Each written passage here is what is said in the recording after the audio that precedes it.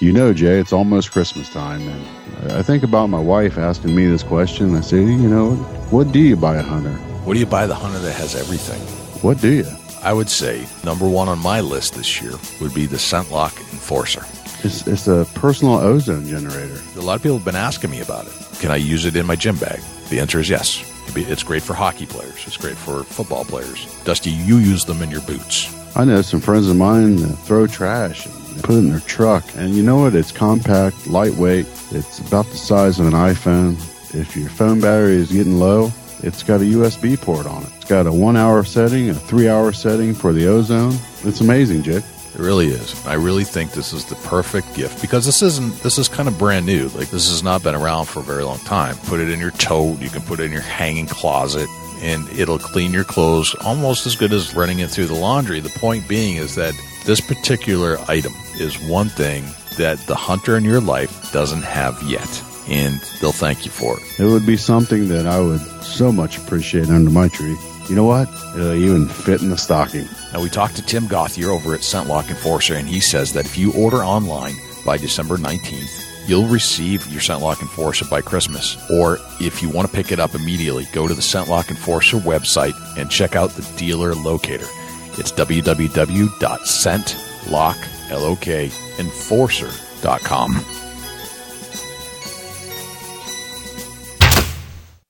Big Buck Registry's Deer Hunting Podcast, powered by ScentLock Enforcer, episode number 178. KRYSTLE Mahoney and Taylor HANCE, the Whitetail Widowmakers, West Monroe, Louisiana. Please support our sponsors as they make this show possible. Today's show is sponsored by the ScentLock Enforcer, the Euro Hanger, and Morse's Sporting Goods.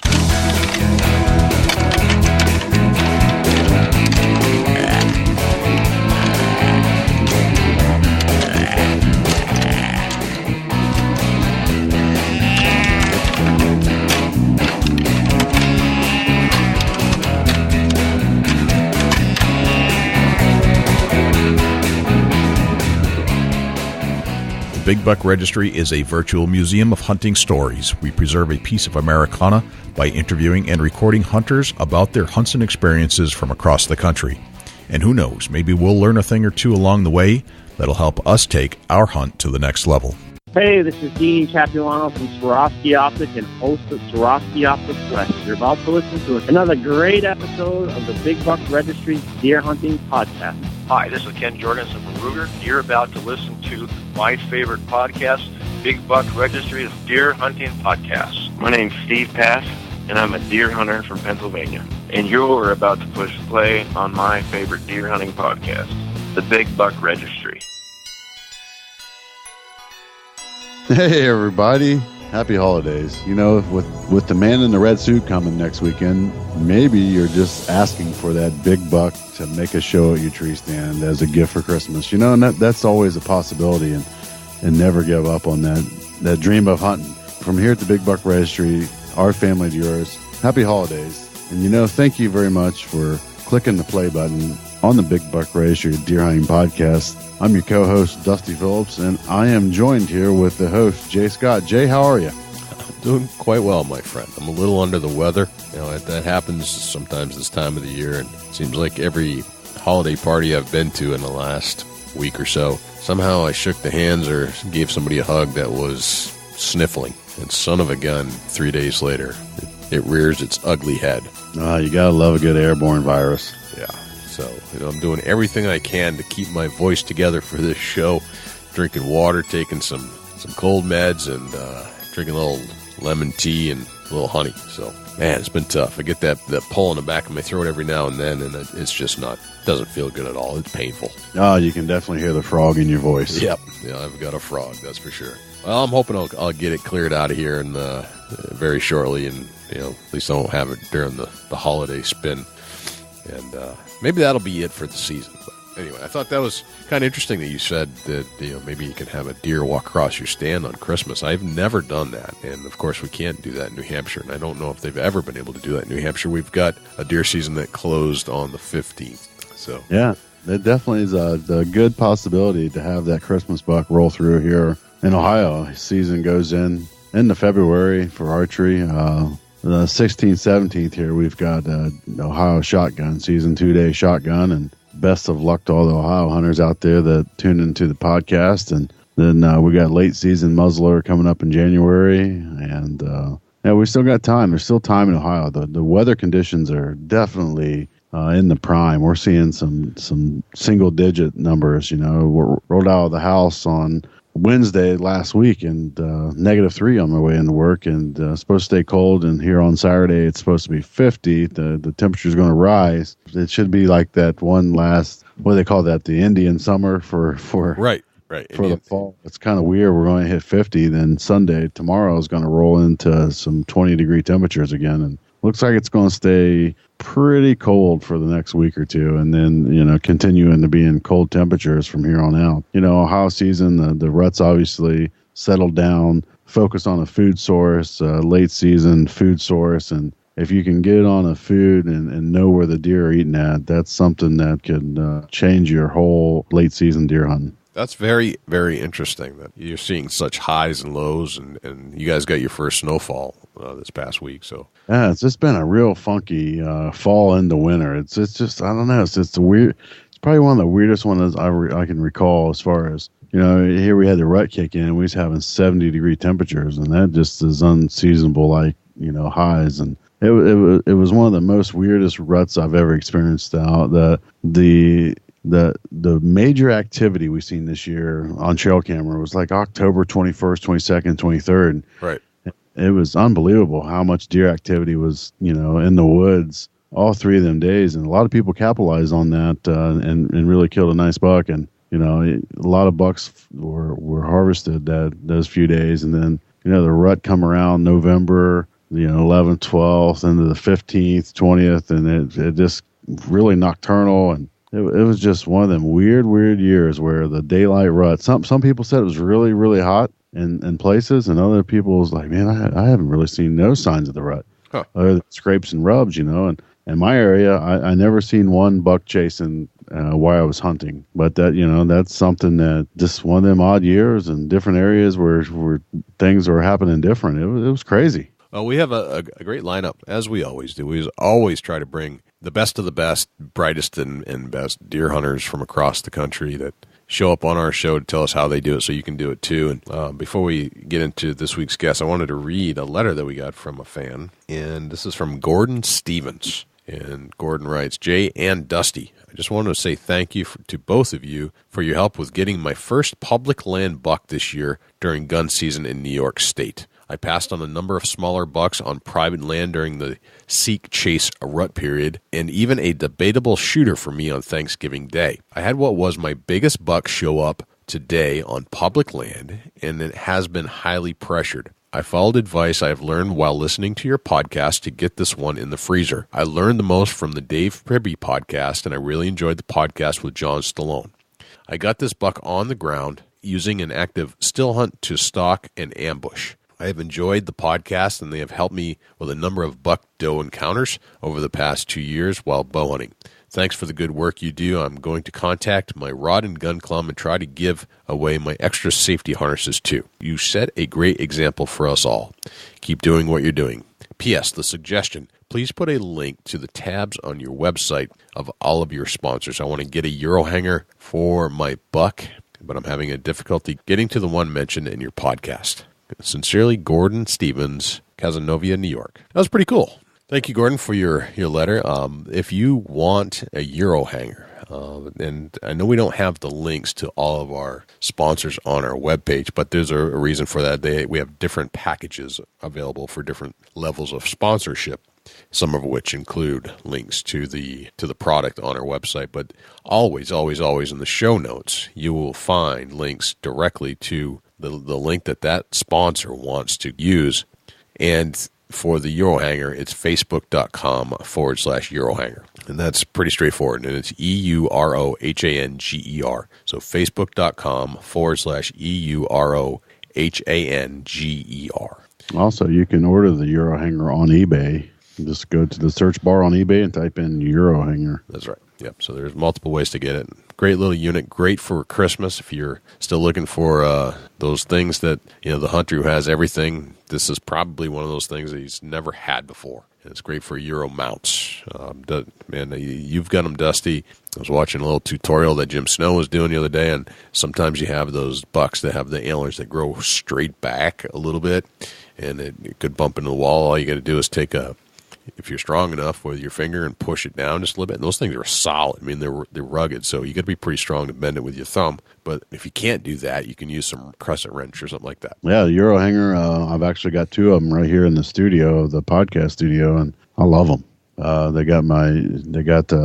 of them's got a 164 inch whitetail on, the other one's got about a 155 inch whitetail on it, and they hang on the wall where the door's at on one side, and I've slammed the door coming in and out, not tremendously hard, but I've shut it pretty hard, and day in, day out, the Euro hanger is right there hanging my deer heads right here in the studio. Nice. And another shout out to Mike. Mike sent me a Facebook message saying that he had just bought a tree stand and he wanted to donate the safety harness that come with it. Mike's going to send me the safety harness in the mail, and I'll have one ready to go to get it out in the hands for somebody in need.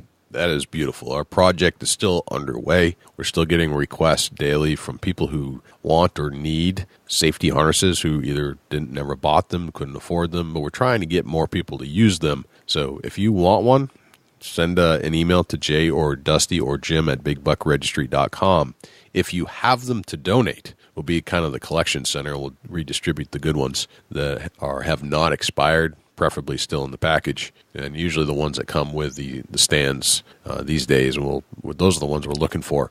You can shoot us, same thing, shoot us an email if you have some you'd like to donate them. Jay or Jim or Dusty at bigbuckregistry.com. Speaking of that, Dusty, our guest this week is KRYSTLE, MAHONEY, and Taylor HANCE, and they're out of Louisiana, and they're donating to the project that we have going on with the safety harnesses. And KRYSTLE and Taylor reside in Louisiana. They weren't always there, but they actually live in the same town that the folks from Duck Dynasty live in.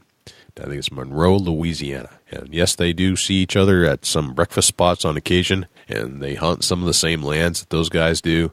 We're going to learn all about hunting in Louisiana. What's it like down there? And it's a foreign land to us. I don't really know how to go about hunting Louisiana, but we're going to learn all about it. And they've got a pretty good thing going on YouTube and Facebook, and it's one of the reasons that I was attracted to this couple is that they kind of have this matter-of-fact, very down-to-earth way about how they do tutorials. Like, for example, they were looking at a tree stand, and they were showing you how to assemble it and all the features of it without really promoting it. It was just kind of like hey, this is what it is. This is how it works. So if you're interested, here it is. But these are the things that we just don't see on YouTube, the basic stuff. And it was really nice to see that they were genuine about it. It's kind of cool. So we reached out to them. We're going to talk to them about deer hunting as a couple down in Louisiana.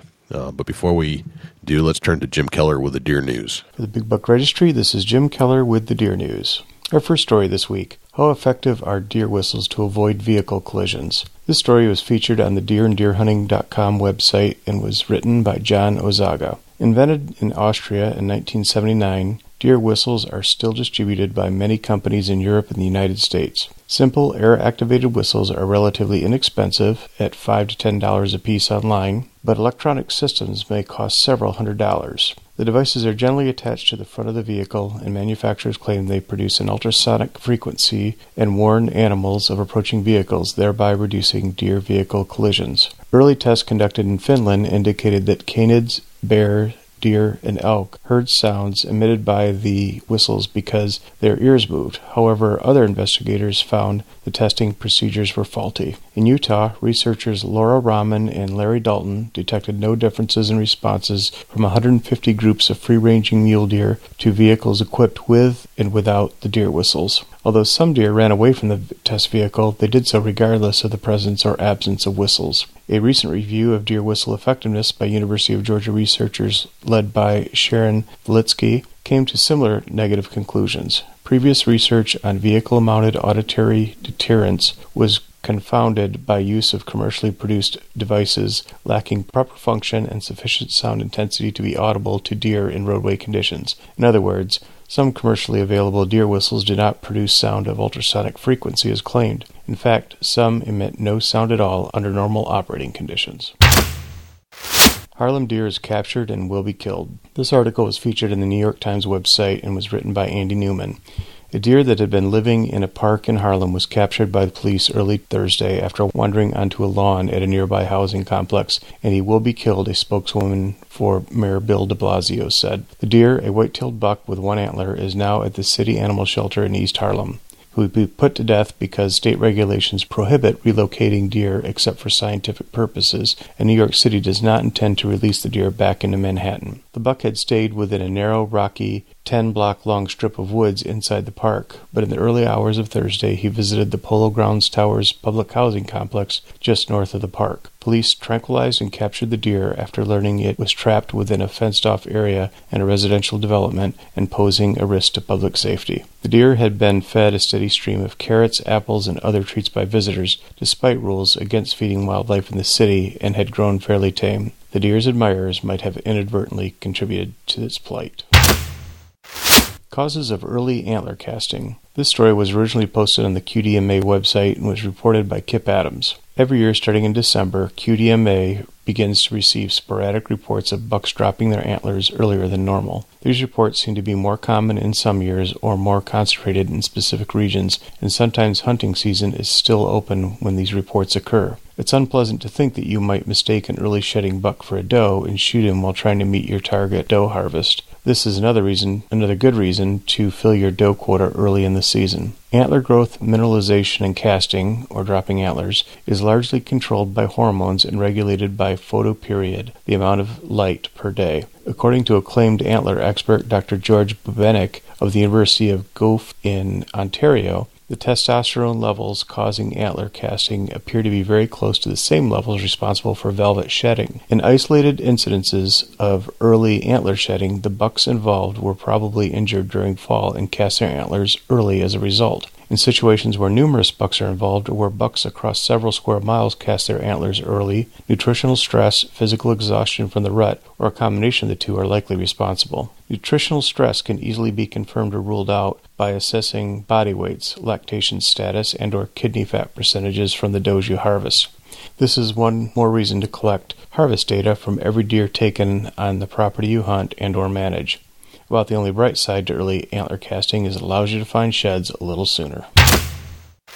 Hunters seeing fewer deer in Virginia. This story was originally reported on the Roanoke Times website as reported by Bill Cochran. Virginia's deer kill thus far is estimated to be down 12% compared to the same time last season. Many hunters report that they just aren't seeing as many deer as in the past. It is much the same in other states. West Virginia reported a 25% decline in its 2-week buck season. Getting the blame is a large acorn crop that is said to be keeping deer scattered in the woods, unfavorable hunting weather, a lower number of hunters, and fewer deer. Add to that is the presence of EHD. EHD cut into the 2014 deer kill, which was off 21%. We will not know the final deer kill numbers until early February, but I have a sneaking suspicion the problem, might be EHD again, said Matt Knox, deer project leader for the Department of Game and Inland Fisheries. We will watch for an update on this story. That concludes this week's edition of the Big Buck Registry's Deer News. For links to the stories featured this week, please check our show notes at www.bigbuckregistry.com. If you have ideas for future topics or have any questions about any of these topics, please email me at jim@bigbuckregistry.com. For the Big Buck Registry, this is Jim Keller with the Deer News. Thanks to Jim Keller for the Deer News. Without further ado, here's Crystal and Taylor. Taylor HANCE, Crystal Mahoney, welcome to the Big Buck Registry Deer Hunting Podcast. How are you, my friends? Doing good. How are you, Jay? I'm doing real well. Hey, Jay, how are you? Hi, Crystal. Great to have you guys on the show. It's we talked about doing this a little while back, and I dig what you've got going on. As the world has gotten smaller due to Facebook, we get to see what everybody's up to, and you guys, you're into some cool stuff down there in Louisiana. And anytime somebody shows up on my Facebook feed wearing face paint, I'm like, oh, well, who's this? And that's exactly what happened, So I'm pretty psyched to talk to you guys and learn a little bit about life in Louisiana and deer hunting life in Louisiana. Definitely. We're ready to let y'all have a peek under the tent. All right. Whereabouts in Louisiana are you? We're actually in North Louisiana. It's West Monroe, Louisiana. Used to, you'd have to probably reference somebody to say we're so many miles outside of Shreveport, but now after the Duck Dynasty craze, I think West Monroe is pretty well known across the United States. So that is actually where we are. We're in the same town as the Duck Dynasty show. Gotcha. You're in the same town that the Robertsons hang out in. So this is like, those guys have gotten so large. If you go to any convention, they are the headliner. Like, there's nobody bigger than these guys. I can't think of any outdoor outfit that's really done bigger things on television than those guys. Now, I don't know them personally. I don't know if you know them personally, but I'd say they're probably, as far as following, they're probably that's about as big as it gets. And they're absolutely huge. And the craziest part about it is we're from such a small town.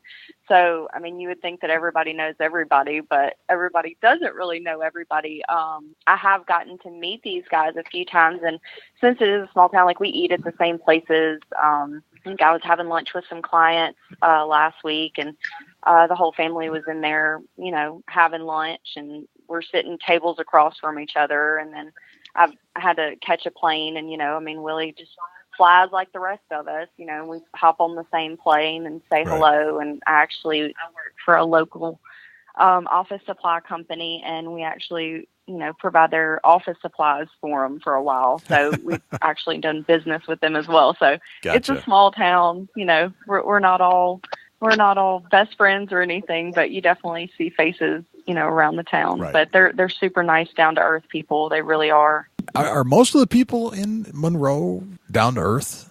Yeah, it really is. Everybody is pretty family oriented, and it's so great because I'm so glad I got into hunting, because anyone that you talk to around here, like, you can strike up a conversation about hunting and you have like a common ground with basically anybody, whether you see them at Walmart or, a restaurant or out at the movies, just standing in line waiting to buy a movie ticket. Like, everybody is just really down to earth and friendly, and, everybody has manners, and we all say yes ma'am and no sir. And, if you see somebody in need, everybody tries to help everybody else out. So it's very friendly, just small hometown. That's very cool. Did you both grow up in that area? Actually, we're both from Texas. I was born in Houston, and I lived there till I was about 10. And I actually don't come from a hunting family or a hunting background. I think the extent of my hunting when I was little was my grandfather telling me that we were going to go hunting. We had this clock. It was like a clock, weather radar type thing, and depending on the temperature, it said you were going fishing, you were going golfing, you're going hunting. And it landed on hunting a lot. I remember that. Gotcha. You know what I'm talking about? Yes. I guess it's not really a clock. It's, like a weather reader. But, right, yeah. Yeah, my grandparents, they actually lived right outside of Houston, in this little town called Montgomery, Texas. And so I remember just being at their house, and I'd wake up, early in the morning, and I'd run out there, and I'm like, oh, we're hunting today. And so we would go walk up and down the dirt road by their house, and there's, trees. And my idea of hunting was going out there, finding a frog and putting it into the swimming pool that we named Crystal's Frog Pond. So there was never actually any hunting going on. It was more like catch a lizard and there you go, you hunted. So, but I grew up there until I was about 10. And then we moved over here from Houston to West Monroe, Louisiana, and been here ever since. I was born in Dallas, Texas. I was born there. It's a crazy story. My mother and my father are both from Monroe, Louisiana, and they did not know each other at all, and happened to move off to Dallas. And crazy enough, they met in Dallas after not knowing each other in Monroe, and got together. And I was born in Dallas, and I lived there till I was, I believe, about 7. And then we moved to Monroe, and I've been in Monroe ever since. Or I guess we bounced around between West Monroe and Monroe, which they're just separated by a little bridge. They're pretty much the same town. Total opposite of, way she grew up. I grew up, our family was all about hunting. Everybody in our family hunted from the time I was a little boy to now. I mean, it's Thanksgivings. It was one of those deals where, holidays revolved around hunting. Everybody knew that, nobody was coming in until after everybody was done hunting, and everybody was going to leave early and go hunting. It's just been part of my family since I was a little boy. I love it here. And, like I said, I've been here ever since I grew up. I went to high school here. It is a neat town. She was talking about, how it's, the small town, and it's the perfect size because it doesn't have that extreme small feel to where, everybody, but at the same time, it is a small town to where, you have that, just that small town feel. Sure. That's I think that's important and makes life a little easier if you have that small town feel. We both went to West Monroe High School, graduated from there, and then I graduated from ULM, and I'm a little bit older than Taylor. I guess he likes them older. I like them young. What can I say? Gotcha. So Taylor had a big crush on you when you were a senior and he was in junior high, is what you're saying. Actually, something really weird and awkward like that. Yeah. Now it's not so weird, but back then it was weird. Yeah. Gotcha. So what was Taylor like back then, Crystal? I didn't know him when he was actually in junior high, but he has grown up so much. We've been together for 5 years now. Yeah. Grown up from junior high. No, we've been together for 5 years now. I was already out of college when we met. But even just in the 5 years we've been together, like he's just blossomed into, just a man, just a real man. Like, I guess we all have those stages in life where like we go from, not knowing to knowing type thing. Right. And, it's been such a cool experience. Like, we've both grown together, throughout our careers and throughout, I have an 8-year-old little boy. So just for, and he doesn't have any children. So for him just to learn what it is to step into that role of like, parenthood or stepdadhood or whatever you want to call it was something new. And like, it was Sure. so awkward at first because he's like, oh my God, a kid, what do you do? And my son was like 2 at the time, or I guess just turned 3-ish or something. Right. And, he didn't know what to do with kids. And now, I mean, they're just like best buds. Like, they laugh all the time, and like he helps him with his homework, and it's really great. Like, we have a great relationship. Gotcha. So Taylor, what was Crystal like in high school? Actually, it was a crazy story because we hung out with some of the same people, but we didn't actually know each other at that time. During that age, I guess, just like a lot of young people do, made some poor mistakes. But it's been neat to grow together, and it's been neat to grow up. So what's your earliest recollection of deer hunting when you were a kid? Man, that's crazy. Feels like we've been talking about life stuff. I almost forgot we were talking about. Right? It's a deer hunting podcast. That's right. Oh yeah, this is deer hunting. I know. This is about deer hunting. My earliest recollection of deer hunting would probably be with my dad. The earliest memory, I guess, of a hunt I have is me and him sitting in the stand, and we were sitting there, and I just remember being really bored and really cold, and knowing that I wasn't going to get an opportunity to shoot. And I remember sitting there, and the deer came out, and I guess I had to have been probably about 6 years old at the time. And the deer came out, and I was looking at the deer, and my dad offered me up the opportunity to shoot, and I was blown away. And I just remember getting the scope up to my eye and trying to see the deer, and I couldn't find the deer in the scope. Like, for the life of me, it was a doe, and I could not find the deer in the scope for the life of me. And I'd pull my head away, and I'd see the deer in the lane, which clear as day, and then I'd turn back, and the deer wouldn't be there. And after fumbling around with that, and I'm sure being really loud, the deer stepped off. And I remember just that. I remember that feeling. It was that letdown feeling, that heartache feeling of not getting to seal the deal, and kind of feeling like you let your dad down. But at the same time, it fueled this weird fire in me. It turned.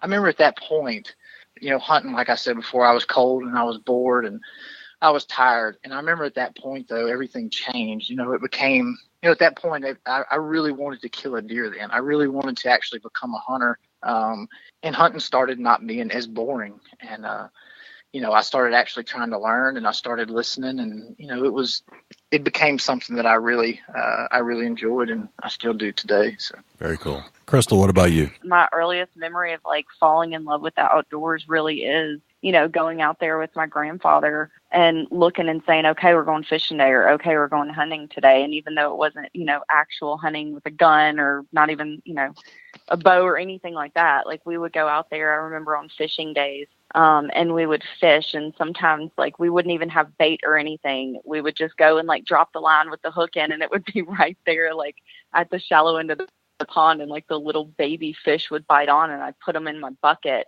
and then we'd go back, and I had this little above ground pool that they did for me with this little sign that said Crystal's Frog Pond, and I would put the fish and the frogs in there. And they would swim around with me all day. And then at night, my grandfather would go and fish them out and go dump them back in the pond. Gotcha. So I would, I just loved being outside and outdoors and everything. My first actual hunting experience was with Taylor. Taylor's actually the one that introduced me to it, and I fell in love with it. It's one of those moments where I was kind of like, there's no way it's this easy, because I hear the deer stories, and I'd seen him going out, and he would hunt 15 hunts at a time and not come home with anything. And I'm thinking, what are you out there in the woods doing? Right. We, and now I know, you're actually hunting. Sometimes you don't see anything here in Louisiana, especially with this heat. But my first hunt with him, we went out to, his dad's land, and, we carried a gun in and get up there in the box stand, and it's nice, and it's not too hot, and it's not too cold. And we had been sitting there for maybe an hour. I guess he wanted to make sure that I didn't get burnt out or hate it my first time, because he loved it so much. Sure. So he was like going easy on me. And so we sat there for maybe an hour, and the sun started going down, and deer started coming out. And I was just like, oh my gosh, it's so cool. And, he walked me through like what to do, like put the gun here, and point it like this, and can you see? And like he's adjusting it for me and doing everything. And I laid her down. It was shot, laid her down. She's a big old doe. And I just, I fell in love. Just the excitement and the deer coming out and being able to see that and do that. But like, I felt like there was something more, like I was missing. Like I liked it, but I'd heard stories about him, harvesting deer with his bow. And like, it just sounded like such a completely different experience that when I got my first deer, and I was already like hooked in, I was like, all right, let's get me a bow. And hadn't looked back since. Like I've been an avid, just fall in love with, bow hunting ever since he took me out there and let me shoot my first deer. Nice. Oh, that's very cool. Yeah. Very cool. So, Crystal, what's your philosophy on hunting? Like, how do you view the world about hunting? It's as a conservationist. What's your view on that? Well, I feel like, how do I put it? I love the people that I've met that hunt. I love the feel of it. I love getting out there in the mornings when the rest of the world is still completely asleep, and getting out there and being quiet and getting dressed and getting into the woods and getting into the stand and not a single creature knowing that I'm there, and being able to just sit out there and watch the world come alive. Like I didn't realize like that feeling. I can't really explain the feeling, but considering, the audience that I'm talking to, I don't really have to explain it. Y'all know what I mean. Right. Just that feeling of sitting there, watching the woods come alive and hearing the woods come alive. I'm harvesting food for my family that hasn't been pumped full of steroids, that hasn't been, cooped up in these cages and abused and overpopulated and all this other stuff, that these deer have lived long, full lives. And I'm going to, I'm a really good shot with my bow. So I know that I'm going to have a good shot, have a clean kill. They're not going to suffer. And I'm going to be able to provide food for my family, not only for my family, but we also have friends that don't hunt. Like I have a friend that I worked with. She used to hunt when she was younger with her family and stuff. And now she's kind of estranged from her family, and she has a husband, and the husband doesn't hunt. She got to provide food for them, and so she gets to feed her kids and do what we enjoy and what we love to do and harvest. I also think that, going out and hunting, I mean, that's a right that we have. That's something that does help the environment and help, conserve deer. Like, you don't want this overpopulation of deer running around. I think I heard a story recently about something about deer in California, and somebody was like, well, if they'd let us come over there and shoot more of them or something like that. And it kind of made me giggle. But no, like, I absolutely love hunting. First and foremost, to me, hunting is something that I can do no matter what's going on in my life, no matter, whether I've got stress on my mind or whether I'm celebrating something, or no matter what. The woods is, it's a great place to be. It's a place that I can escape, but it's also a place that I can go and I can celebrate and I can enjoy myself. It's a fix all. It's a one-stop fix all. And, that's definitely one of the things that I love the most about hunting, is just the ability to go and to get away and, kind of like she said, just to experience the world. I so many different things that you get to experience out there, and that you just get to appreciate when you're out there. But it also means to me, it's a camaraderie thing. I enjoy the social aspect of hunting as well. I grew up, hunting, like I said, hunting with my family, and both of my brothers killed their very first deer with me. Her son killed his first deer with me last year.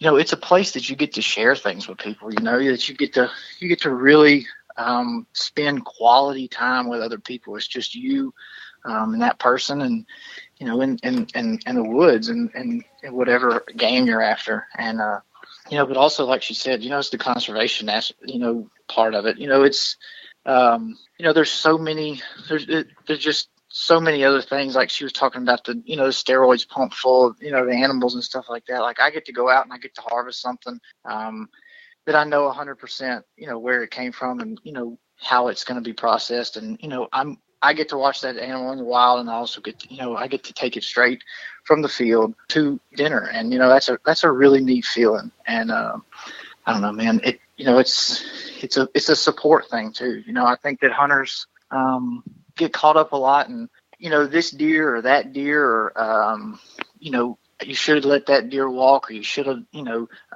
given that deer one more year, or he wasn't quite big enough, or just whatever. And we need to just all support each other, and that's what I try to do. And that's what we try to do over here. We try to just support everybody, because you don't have any clue what that next man might be going through as he's hunting. That might be, he might have a place, and he might not get to break away from his family or his work, but maybe once or twice a year, and he might not see but one or two deer, and that might be his opportunity to take that deer, and that might be a trophy to him, no matter what that deer might be. Or it might be someone who's trying to feed his family, and that deer that steps out, or whatever game it is that they're hunting, might be how he provides for his family, during the winter. And that's what hunting's all about to me. And we have a Facebook page that me and Crystal started. It's called Whitetail Widowmakers, and we put a post on there the other day.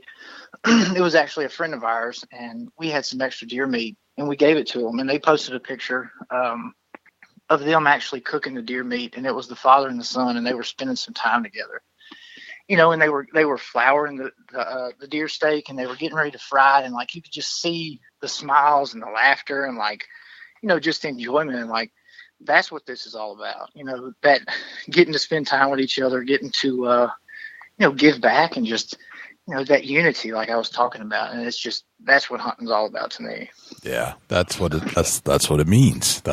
You're absolutely right. That's what it means. There's so much good that comes from it. It's mind-boggling. And when you bump into these anti-hunters that say it's the worst thing on the planet, you just can't even wrap your head around where they're coming from. It doesn't make any sense, because clearly they've never experienced this.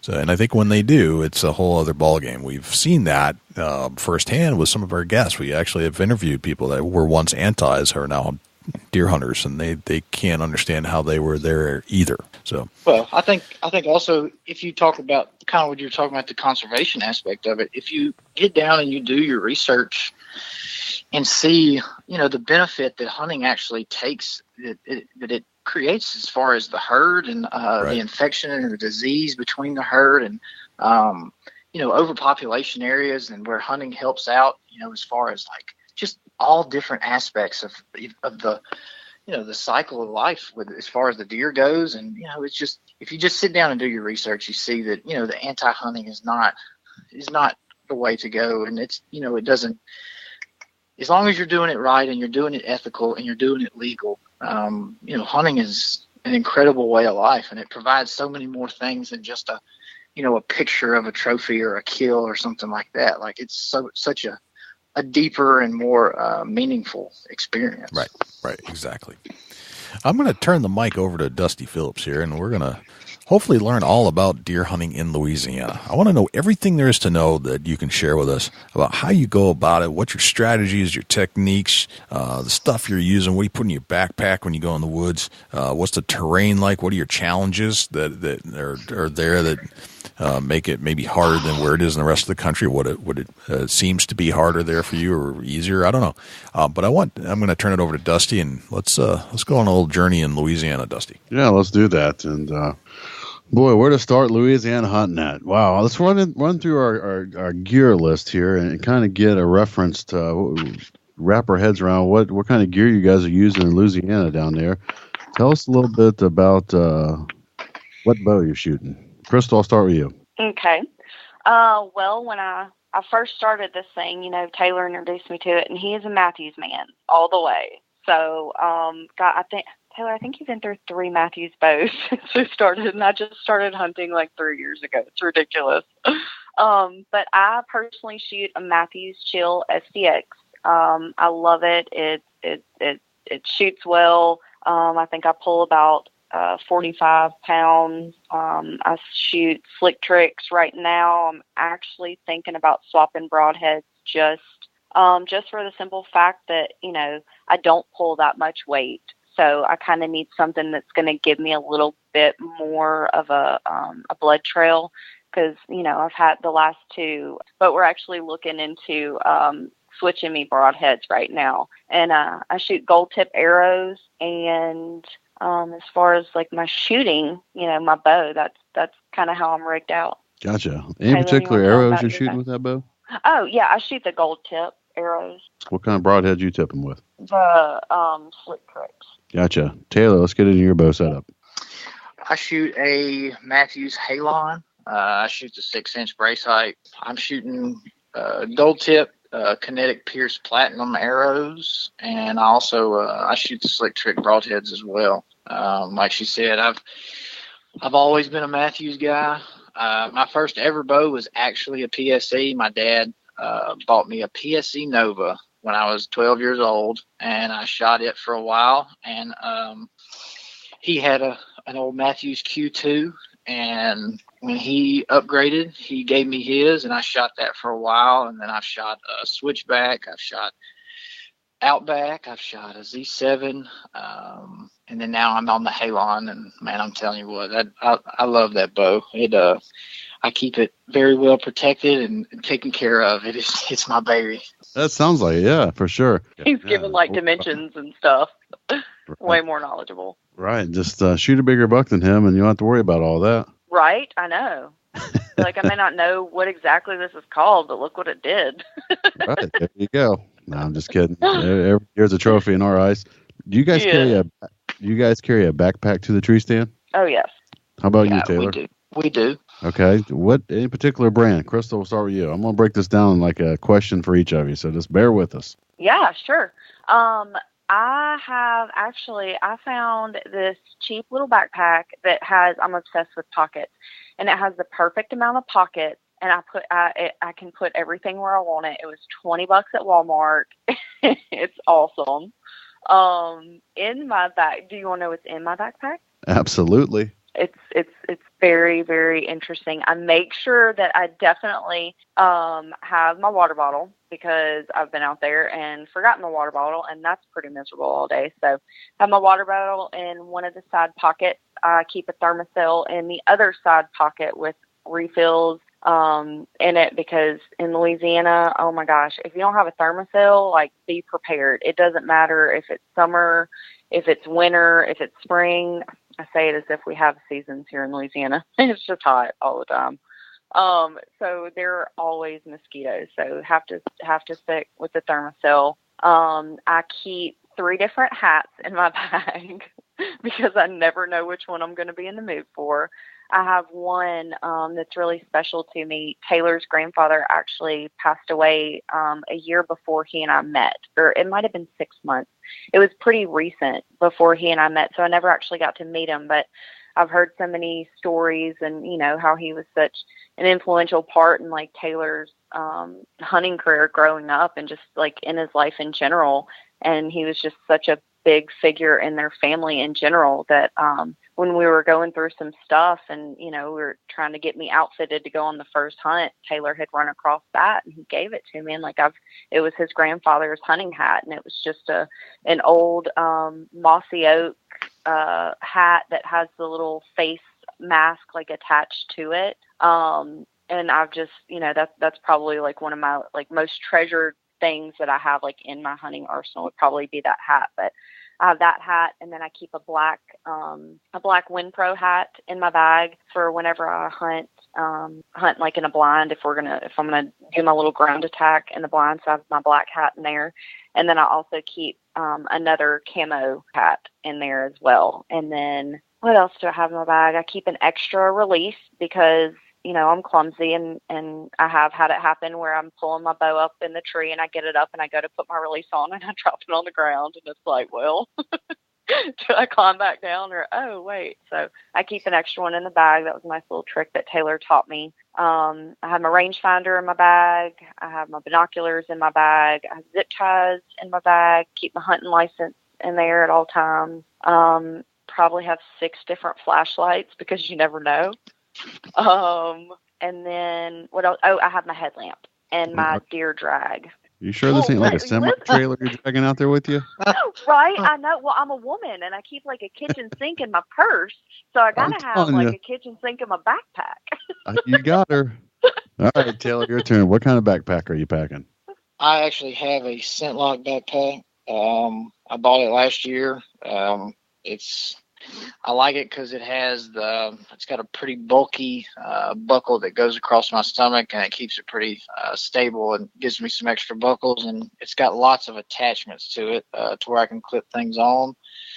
And just all around, I like most of the stuff that ScentLock puts out. They put out a quality product, and that's the one I went with. Now, as far as what's in my backpack, man, I'm like borderline survivalist, I guess. I have everything.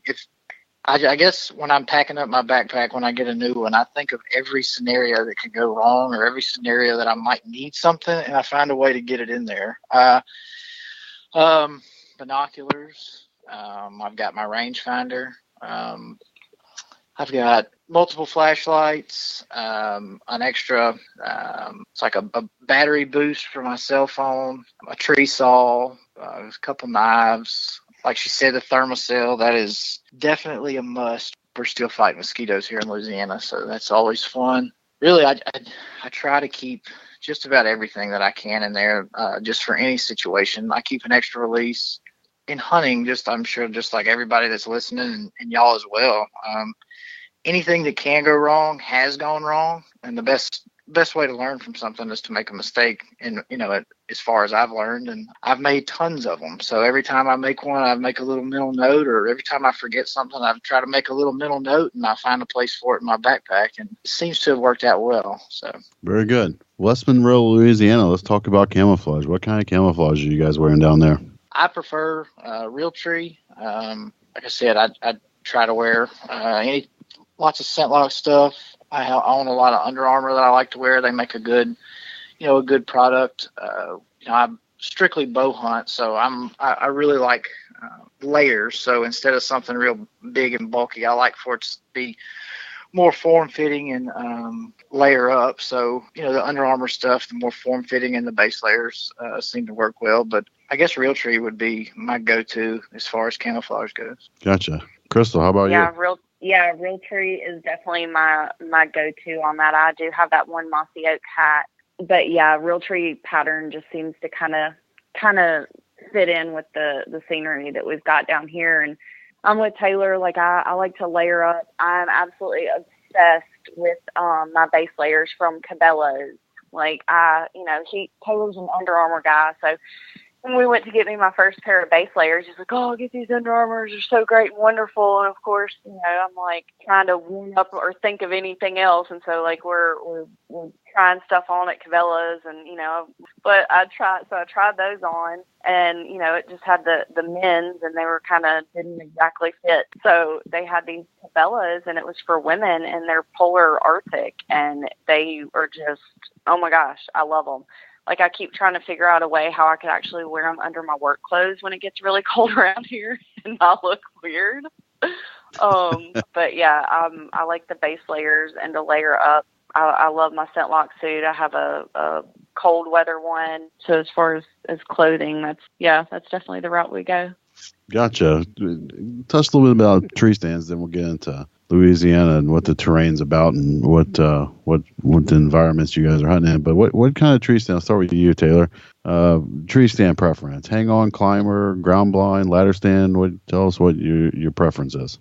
I'm more of a hang on guy myself. We've done some ground blind hunting here recently. We have a property. It's actually in Madison Parish, Louisiana, which is more like a northeast Louisiana towards the Mississippi River.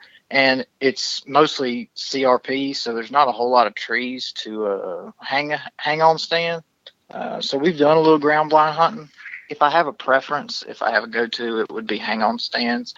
And we like the advanced tree stands. We use those. They're incredible. They're super easy to hang, and they have this. It's a really neat system. So instead of having to carry it up there, we actually found them. We were trying to find something that Crystal could hang as well. She wants to be a part of, and she doesn't want just me doing everything for her. And she wants to learn how to do everything that I do, so that she can be independent. And we were trying to find a stand that she could hang, and we came across advanced tree stands. And like I said, they have a super neat system where you actually just hang the stem, and then you lock in the platform, and then you lock in the seat. It's super easy to hang, and they're extremely safe. And like I was telling y'all before the show, we're super safety conscientious. I've had a family member fall out of a tree stand, and I also have had a friend that's fallen out of a tree stand. And so safety tops the list as far as tree stands go. And that's the one that I prefer, is the advanced hang-ons. So.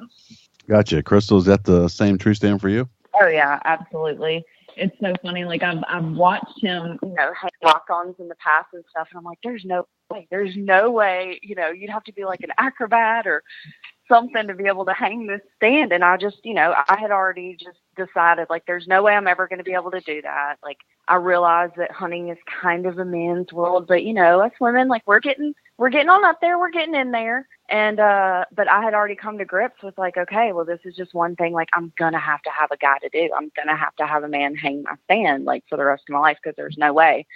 So, I started, the more I've gotten into hunting and stuff, the more we started looking, and I was like, you know what, forget that. Like, I want to be able to, from start to finish, have my own hunt. Like, I don't want to have to, even though he'll hang my stands all day long and he's great at it, I want to be able to contribute and to be able to get out there and, do just as well as the guys do. So researching it, we found, the advanced takedown tree stands, and went ahead and ordered one, got it in, and he was like, all right, let's see what you got. And I'm like, uh-oh. I thought it was one of those, like, too big for my britches, or, like, open mouth insert foot moments. And I'm just looking at this box. I'm like, okay, just act cool.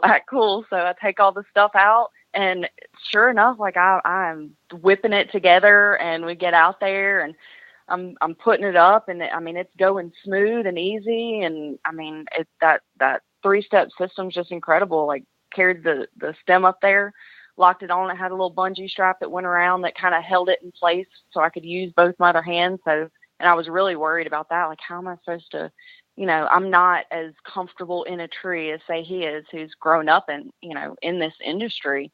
So, for me to be up there fidgeting or fooling with anything, I was nervous, but put the stem on, put in the platform, put in the seat, and it really was that simple. So they definitely, they'll have my business for the rest of my life. I love them. It made me be able to, like, work in a man's world, that aspect of it. So yeah, lock on advanced takedown tree stands 100% in. Well, that's great to hear, and that's something that if we have female listeners out there that been looking for a tree stand, it's always great information to be able to pass along to the female hunters and maybe be able to take their hunt to the next level. Tell us a little bit about West Monroe as far as the terrain and where do you guys hunt at? Is it big timber? Tell us about the terrain.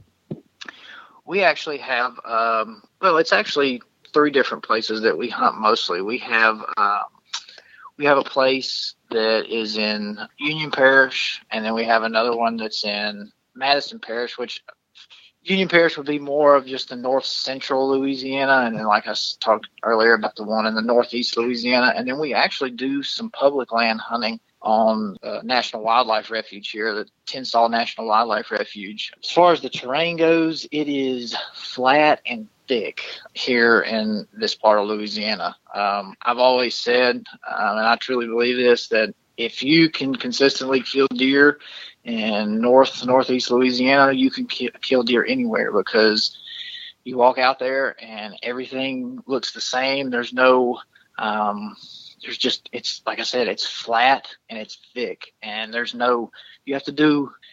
takes a lot of scouting and a lot of knowing what you're doing, and a lot of preparation to kill deer here. One of our leases, the one that's in Union, it's more pines, and it's just an old pine cutover, and it's just regrowth pines, and we're in there, and it's strange because we go from hunting over there and then we go over to the northeast part of Louisiana, and it's like a totally different world, because we're going over there and it's CRP grass, and we got the rut is around Thanksgiving over there in the central part of North Louisiana, and then we got the rut in towards Christmas and the northeast part. So it's a lot of back and forth, and it's a lot of preparation and knowing what you're doing around here. It's not easy, and this part of Louisiana is not necessarily known for its giant bucks, but the parish that we hunt, the 2 parishes we hunt in, consistently produce the most amount of deer killed every year in the state, and they also produce some of the biggest. We have had a really, really tough year this year. It's been one of the toughest we've ever had. Like I was saying, it's not easy to kill deer in perfect conditions here, and we've had far from perfect conditions this year. It's been extremely dry. We've had a big time drought, which we actually got some rain the last 2 days, which hopefully is going to help a lot. And we've had one of the largest crops of acorns that we've ever had. So these deer, like I said, it's a lot of it's big timber, and over there towards the northeast part, and these deer don't have any reason to move. They're laid up, and they're feeding on these acorns, and it's making life tough this year. But we obviously we think of ourselves as pretty good hunters, and we're not just going to sit back and just cough it up and say, well, tough hunting, tough situations, because that is part of the Louisiana hunting. That's part of Louisiana weather. It's back and forth, and you have to keep adapting, and that's what we've been trying to do this year, and we're going to continue to try to do that as the year goes on. Is there anything that you do in particular to make that change to suit the deer herd? Well, right now, before this rain, we were really just water. We were trying to get to water. I mean, our water and any kind of food. Like I was saying earlier, our drought has been, man, it's been epic. Like I said, I think we had one rain on Labor Day, and then we had 2 days of rain yesterday, and that's the first rain we've had in like two months, I believe, 2.5 months. And so there are no food plots. It's extremely dry. There's no water anywhere. So, what we've been trying to do is, find water sources and find, ample amounts of food. And that seems to have worked a little bit better, but it's still been tough this year. Yeah, it sounds like it. Yeah, craziness. Good deal. Jay, you want to get into a memorable hunt with them? Definitely. Yeah, I think it's time to go on the actual hunt itself. Now, guys, before we started, I prepped you and I said, hey, let's think of a couple of memorable deer hunts that you've been on. And I want to go with you on these hunts. And I don't know if it's the same hunt you were both on, or you have individual hunts that were more memorable. Whatever they were, we want to hear it, and we want to hear it in detail. So, Taylor, let's start with you. Where are we going to go? we are going to go back to, I was 12 years old, and my brother was 8.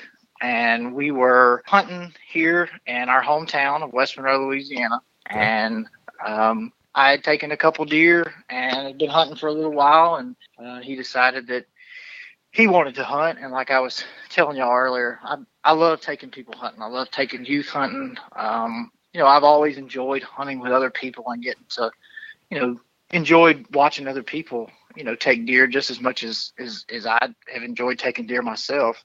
So I was taking him that morning. It was me and him, and we were sitting on a pipeline in a big box stand, and we had a lever action 30-30.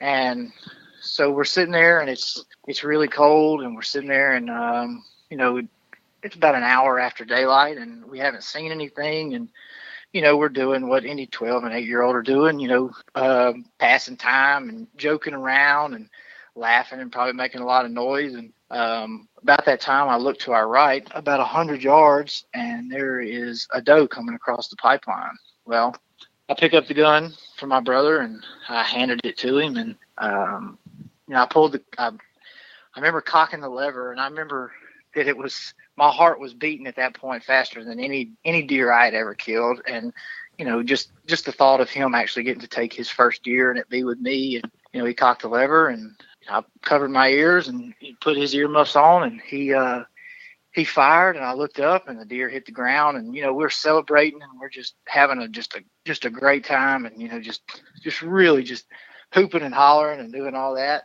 About that time, I look up, and another deer stepping out. Well, what I thought was another doe, I was going to take the opportunity and kill one too, and we were going to share in the moment. And crazy enough, it turned out it was a little buck, and it happened so fast that I had to shoot the deer. And he still gives me a hard time, and my family gives me a hard time about it today. They're like, well, it's really great that Chandler killed his first deer with you, but sure would have been nice if you'd have let him kill the buck and not the doe. So,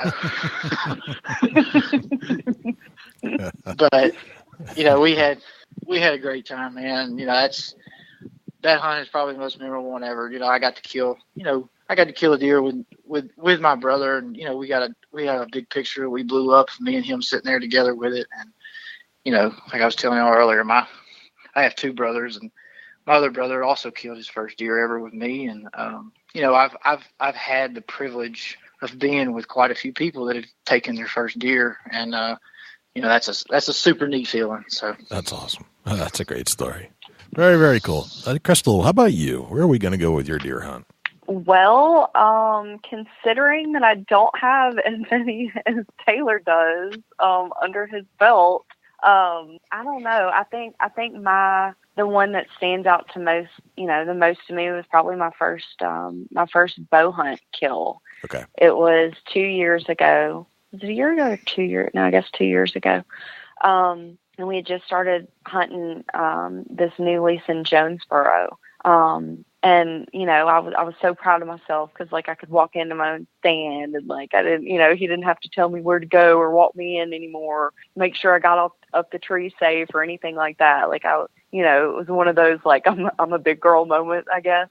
I could pack my own hunting bag, and I could, walk myself into the stand, get up the tree on my own, get down from the tree on my own, all that good stuff. So all was right in the hunting world. And I'm sitting up there, and it was a hard hunt. It was, I don't think I had seen a single deer in about 6 hunts before this. So I'm sitting up there, and in my head, I'm already doubting. I'm like, oh, I'm not going to see anything this time either, but, I really enjoyed sitting out there listening to these squirrels, sound like they had at least 8 points coming off their head, moving all around me. And I was sitting there, and all of a sudden, I somehow managed to make out the deer walking through the woods from the squirrels ruffling around. And I just knew, and I remember slowly standing up and how your heart races, and just that excitement. And I watch them walk in, and I eat for a little while and hang out. And I go to pull back. And when we just kind of back up for a second, this wasn't the first time I attempted to kill a deer with my bow. This was just the first time it happened. Right. Yeah. Before. That's usually the way it works. Yep. Yeah, let me just preface it with that. Because I got so excited the time before, the second that I saw hair, in the peep, it was like, yay, go. No, just kidding. Straight over the back. Never even touched it. Right. So this time, like Taylor said earlier, learn from your mistakes. So I sit there and she finally just goes broadside, and I'm trying to keep my composure, but I'm just, inside just jumping up and down like a screaming little 5-year-old at Christmas morning. And I draw back and I make sure to, concentrate on my breathing. And I'm remembering, okay, when you see hair in your peep, don't shoot, wait, get it on the right spot. So, and I can hear Taylor's voice in my head, make sure to do this and put your hand here and do this and look at the, and, I wait and I get the perfect shot and I let go, and I'm watching that lighted knot just fly down straight through shot. She, how they jump up and she runs off, and I'm trying to pay attention and watch where she's running, but I'm so excited that I'm not even thinking either. And it was just the coolest moment ever. And I didn't even gain my composure. And I'm sitting there and I'm texting Taylor, cause he's in, in another tree stand, about a mile or so down the road. And so I'm texting like, oh my God, send. I can't believe it. Send. I just killed one. Send. So he's sitting in the other deer stand and his phone is just like blowing vibrating out of his pocket. She's blowing up my phone. Yeah, right. And he always says now, he's like, he'll text me or something. He's like, all right, I can't wait for my phone to be blowing up soon. Right. Like he always knows when I get one because his phone will go off and then it'll go off and off and off and off. Nice.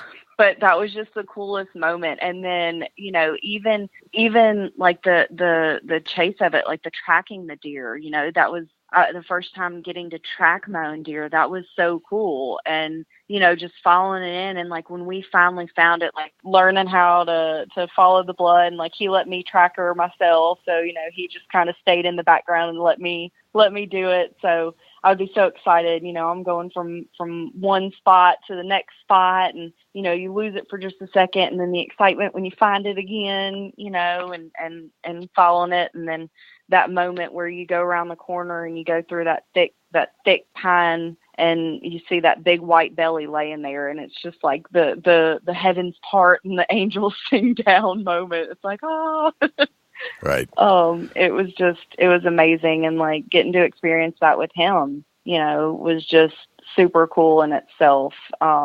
It wasn't so fun when we got lost trying to come out of there, and he's dragging, cause of course he drug it for me. I did allow him to drag my deer. Oh, that was nice. So nice. Good job. Yeah. He's dragging the deer out, and apparently I was supposed to be following the blood trail that we came in on out, but I guess I was walking slower. I couldn't find the next spot we were supposed to go. So he just like went around me, like huffed and puffed and went around me. And so I just thought he knew where he's going. So I started following him, and all of a sudden he's like, all right, so where'd the blood go next? And I'm like, I was supposed to be following the blood. And so we get lost. That's funny. Oh, memories. That's a good one. That's a good memory right there. You know? Yep. Yeah. Very cool. Yeah. Well, excellent. Well, thank you for sharing that with us. I have 10 rapid fire questions, and I want to see if you're ready for them. I didn't prep you, as I had mentioned before, but I think what I'll do is I'll go back and forth and let you answer each of the 10 as we go. So you guys ready for this? We're ready. Okay. All right. Ready. Let's start with Crystal. Crystal, what's your number one hunting tip of all time? Number one hunting tip of all time: make sure that you're scent free when you go into the woods. You don't want a deer blowing you. That sucks horribly when you sit there and then they spot you and they blow at you. Gotcha. Taylor? The same exact thing. Just play the wind all the time.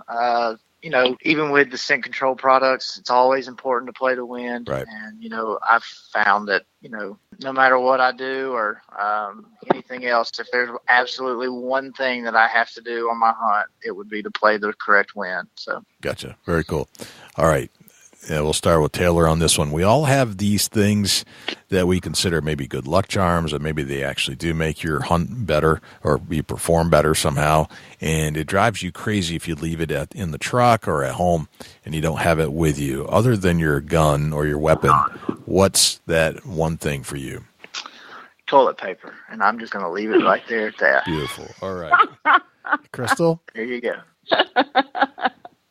Oh, that's hilarious. I don't know. I don't, like I said, like I really like hunting with Taylor's grandfather's hat. It, you know, kind of, it seems to have brought me luck. Like I'm normally, now that I think about it, I've been wearing that hat every deer that I've taken with my bow. Well, there you go. Oh, wow. Okay. So it does make me hunt better, and it is lucky. Boom. Okay. Yep. Well, there's your Hat. thing. You Lucky have hat. your your one thing right there. I have a thing. That's it. That's my thing. All right, Crystal, what's your biggest pet peeve in life? Oh my gosh. Biggest pet. We're just going to do one. Yes, just Just one. one? You're only No, allowed just one. kidding. Only allowed one tonight. God, I've got like 50. No, just kidding. The biggest pet peeve in life. Anybody thinking that they're more special than anybody else. Like I like to treat people with the same kind of respect that I've taught my 8-year-old to treat everybody else with. Like if you see somebody being bullied, you know, don't jump on the bandwagon and bully to be cool. Like be the cool kid that stands up for the other guy, you know. And I feel the same way in hunting, you know, just because I haven't, you know, my buck's not as big as yours, or I don't have, you know, as fancy of a whatever. Like it's not about what you have or what you do. Like as long as it's ethical and you're doing the next right thing, like be proud of that and stand up for who you are and stand up for others too. So pet peeve would definitely be bullies. Gotcha. Okay, Taylor. Hypocrisy. Just people that are hypocrites or, you know, say one thing and do another. It drives me crazy. And whether that's in everyday life or, you know, the hunting world or, you know, no matter what it might be. Gotcha. All right, very good. All right, Taylor, how old are you today? I am 28 years old. You're 28. What would you tell the 16-year-old Taylor Hance, knowing what you know today? Oh, goodness. Don't do it. No. I would just tell him to just listen to what your parents told you. All those times that you thought that they were stupid and that the stuff that they were telling you would never come true, or, you know, that life wasn't really going to be as difficult or as stressful as everybody made it out to be. I would go back and say, you know, you were wrong and they were right. Gotcha. All right. Crystal, what would you tell how old are you today? How young are you today? I'm a cougar, remember? I know that. Really I want to old, find out like how 90. much. You're like 90. Okay. I am 32. 32. All right, so it's not that much difference. No. You guys must have met at homecoming. Right. Oh, I'm just kidding you. All right, let's go to 16. Crystal, what would you tell the 16-year-old Crystal Mahoney, knowing what you know today? Oh my gosh, I would say, Crystal Mahoney, go out and buy yourself a bow. You will be happier if you were in the woods. I knew nothing about, seriously, I knew nothing about hunting. I knew nothing about, you know, drawing back a bow. I didn't know anything about it. And I probably would have been hanging out with a lot cooler people had I known that at 16. So, gotcha. Yeah. Yeah, good Get out answer. and hunt. Very good answer. Yeah. All right, Crystal, you are at a hunting convention somewhere in the world, and a stranger is talking to you, and they ask you what you do for a living. What do you tell them? It's funny you mention that because I will actually be at a hunting convention, my first one. Soon we're going to the ATA show in January, so that this will happen. Nice. I would tell them that my career, I'm an outside sales rep for a local supply company called Office Links in Monroe, Louisiana. I absolutely love my job. And as hobbies, I am a hunting enthusiast. So that would be a good description, I guess, of my career life. All right, Taylor? I would tell them that I am a outside salesman for Coca-Cola. I work for Coke. I've been there for about 3 years now, and like I said, I have a 3 city territory that I cover, and I sell Coca-Colas for a living. Very cool. All right, Taylor, what did you have for breakfast this morning? I actually do not eat breakfast, Jay, so I had nothing. Nothing. I know it's supposed to be the most important meal of the day, but I am just not a breakfast person. All right, fair enough. Crystal, what did you have for breakfast? I had 2 cups of coffee, and I had deer jerky. No kidding. All right. Yeah, swear to God. Actually, yeah, listen, here. That's the bag. That's the sitting bag. next to me. That is the deer jerky Still- bag. Yeah. That is Still the sitting right here. infamous Yeah. deer jerky bag, if I've ever heard it. All right. Very Yes, good. and it's from the deer that I killed earlier this year. That's so excellent. We just got it back and got the jerky. So I'm pretty obsessed with deer jerky. Yeah, that's good stuff. I love deer jerky. Yeah. Okay. Mm-hmm. Crystal, you get your own billboard. It's a blank canvas. It's on the side of a highway. It can say anything you want it to say. What would you put on that billboard? That's a good one. Quality time with family. Okay. It would probably have a picture of us in the kitchen frying up some deer meat, and like Taylor's dad and stepmom and brothers, and Braxton, sitting underneath the table petting the cat and sitting there laughing and talking while I'm in the kitchen, frying up deer meat or rolling up some bacon wrapped deer fillets to throw on the grill. Nice.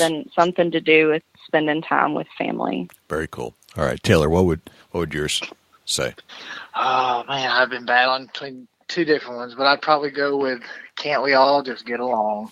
The old classic. Nice. That's right. Yeah. That's what it would be. Yeah. Very cool.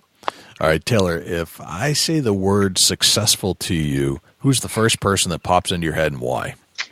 It would be my fiance, Crystal. I kind of alluded to it a little bit earlier, kind of when we met, but just as in lots of different people, they go through, trials and tribulations in their life. And, when I met Crystal, she was waiting tables, and there's absolutely nothing wrong with people that wait tables. That's, a lot of people do extremely well, waiting tables, but, she wasn't happy is what I was trying to get at. She wasn't happy doing what she was doing.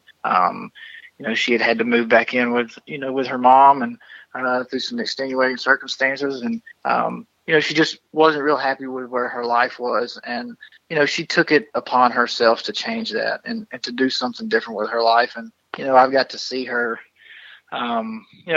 she is the definition of successful and, self-successful. She's self-made. I mean, she decided she wanted to do something, and she did. And she went out and she took the route. She's, like she said, she's in outside sales, and she took the route that she took today, or that she has today. And I think she's literally, I'm not exaggerating, I want to say she's almost like it's about 25 times what it was when she took it over. And she's just done extremely well for herself, not only just in her professional career, but she's an extremely wonderful mother. And how I've seen her grow in the hunting world, like she was saying earlier, and I'm sure that the viewers and y'all have seen, she's very independent, and she wants to be able to do things on her own, and she doesn't want me out there doing everything for her. Every time we go do something, she wants to know why. She wants to know why we're putting stands where we are. She wants to learn what she's shooting, what her equipment is, why, just the questions that, everybody that is successful, ask. And, it's been neat to, do the personal, just be with her, and, as well as, have a hunting partner. I've, always wanted, my dad and my stepmother, they hunt together. And, I always thought that was super neat, and couples that hunted together, I thought was just always was super neat. And, I get to have that now, and, we have a really, really good time doing it. And, we, like I said, we just have a lot of fun. Very cool. Crystal, who would you say is your most successful person? Oh, that was sweet, Taylor. Thank you. Yeah, I would have to say, when I hear the word successful, I think of Taylor, and I don't know if that sounds narcissistic or anything like that. I guess it's just because I know the intimate struggles that, he and I have been through and have had, and where we come from and where we're at in life now. And like you said, when he and I met, I had just gone through a divorce, and I was trying to get back on my feet, and my mom was kind enough to let me live in her laundry room. It may not sound like much to most people, but, I was extremely thankful for that little, I don't even know if it was 10 by 10 room. Right. But I managed to stay there and save up enough to buy my own house. I saved up enough for the down payment, and went to the bank, and, luckily I had good credit, so I was able to purchase my own home, and, went from, I was a college graduate living in mom's laundry room, waiting tables. I had a career before that and everything. And I'm just like, how'd I get here? And so, met him and with some encouragement and with us, working together and finding ourselves again, like able to buy the house and get the career and transform it into what it's become today. And be very successful and just grow, like I said, like watch him be able to grow as a stepfather and a role model for my son. And like, us give each other encouragement and motivation, not just to wake up and be the same people that we were yesterday, but to continue to strive and to be better people and to grow and not just live the normal lives that, it's like, okay, wake up, go to a job I hate, I guess I have to cook dinner tonight. Like we don't live a life like that. Like we're thankful for the things that we have, and we get up and we're excited to go to these jobs because we like them, like, right. One of our leases, actually, like we lease, we're in a lease with Taylor's boss. Like he loves his boss. Like who gets to say they love their boss and like are good friends with their boss, Right. like that Right. doesn't happen. Right. But like we're in a hunting lease with his boss, and like, I'm super excited to meet his wife because he's really cool and I like him. And so like, I bet his wife's really cool, and like we could all hunt and hang out together. So that's been neat, and the company that I work for, like they're like family to me. I mean, it's a small locally owned and operated company, but they're really good to me. And like, they believed in me when nobody else would give me a shot. Like I said, I was waiting tables. I mean, they gave me a shot, and like we both never regretted it and haven't looked back. So we're really fortunate to be able to do what we love, not only in our careers, but also, at this hunting thing. Like, I'm new to this, and it's always been his dream to be in the hunting industry. And this year things have really taken off for us. So the definition of successful, I think, is what we've been able to accomplish this last year. The work that we're doing with some different companies. Like we get to go to the ATA show, and that's huge in itself. Like 3 years ago, I didn't even know what that meant or what that was. So just to have a full, happy, successful in our eyes, and, whoever else, I don't know what anyone else's definition of success is, but to wake up in the morning and to love the person that you're with and to love the life that you have, and to be, excited about coming home to cook dinner for these people, and to be excited about what I'm cooking them. I'm cooking them a deer I killed. How cool is that? Right. Or what's even cooler is when I'm cooking a deer that my son killed. Right. That's the coolest part. Right. Like that's when I really get excited. That's when I invite the whole neighborhood and start screaming like, "Hey, Bob, you want to come down the road? Yeah, we're picking up Braxton's deer tonight." Right. Funny, awesome. you laugh. Literally, I've had that conversation. I don't doubt you. I don't doubt that at all. That sounds fantastic. Yeah, it's just that's successful. That I feel like the life that I've gotten to have with Taylor is my definition of success for sure. Very nice. All right, Crystal, what's a day in the life of Crystal Mahoney look like? Well, obviously, you know that I wake up and drink 2 cups of coffee and eat deer jerky. Yes. So that's how my day starts. It normally starts to get up about 5:30, start the coffee pot. We have a weenie dog named Steve. Yes, his name is Steve. My son named him. Steve is a lot better than Runny, which was his first choice. And then we have a husky wolf mix that likes to talk her head off. She's a mess. She sheds everywhere. And so I normally get up with them and they watch me make the coffee, and I love on them while I'm making my coffee. And then I get the kiddo up and ready for school. If it's my day to do it, Taylor and I kind of alternate days. Like sometimes he'll let me sleep past 5:30 and he'll get up and get Braxton ready and take him to school. So get him to school, I get to work, normally do computer work for a little while, do emails with customers and get my day sorted out on what I need to do. And then I go out and see clients. Some days I get to actually eat lunch outside of my vehicle. Some days I am eating deer jerky for lunch inside my vehicle, like today. when I have a lot of clients to see and stuff to do. Then I go get the kiddo from daycare, come home, we do homework. I normally am cooking dinner, whatever it is that I'm going to cook. Taylor gets home. Kiddo takes a bath. We normally read a book or something, hang out, talk, watch TV, put him to bed. And then Taylor and I normally sit in the dining room and brainstorm on, where should we hang this stand? What new products are out there? We normally have our normal hunting conversation, or we'll talk about whitetail widowmakers, or, talk about, do like a demo video. Like we have the Whitetail Widowmakers site. And so we like to try out new products, and we'll make a video, talking about whatever product it is. Like, did it work for us? How did we like it? Like we did one, I fell in love with the advanced takedown tree stands, like that I, as a girl, could actually put them up. So we do videos like that, talking about, okay, well, are you going to hunt the boot, or are you going to hunt this or that? We'll kind of get our hunting strategies together, and then it's off to bed. Very cool. I think it was that video of you and the takedown tree stand that